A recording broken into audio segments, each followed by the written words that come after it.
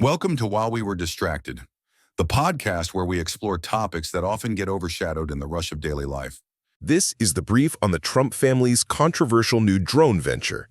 You see, a Florida drone manufacturer, now backed by the president's sons, is out there actively pitching military defense equipment to Gulf nations, relying on the U.S. for protection in an ongoing war with Iran. We're literally watching the intersection of global warfare and first family business play out right in front of us. First, Donald Trump Jr. and Eric Trump recently took sizable equity stakes in a drone maker called Powerus.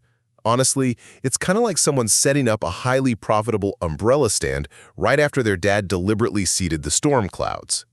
Second, Powerus is demoing defensive drone interceptors to Gulf countries to protect them from Iranian attacks.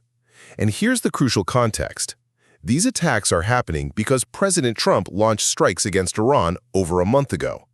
So what does it mean when the commander-in-chief sparks a conflict and his sons step in to sell the exact tech needed to survive it?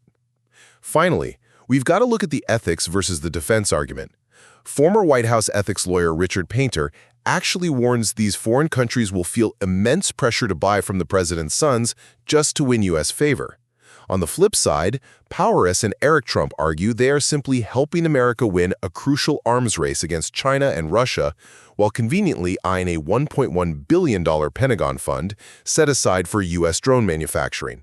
Ultimately, the president's sons are blending private enterprise with national security, positioning themselves to potentially profit from a Middle Eastern conflict initiated by their own father. Don't forget to like and subscribe for the next episode on While We Were Distracted.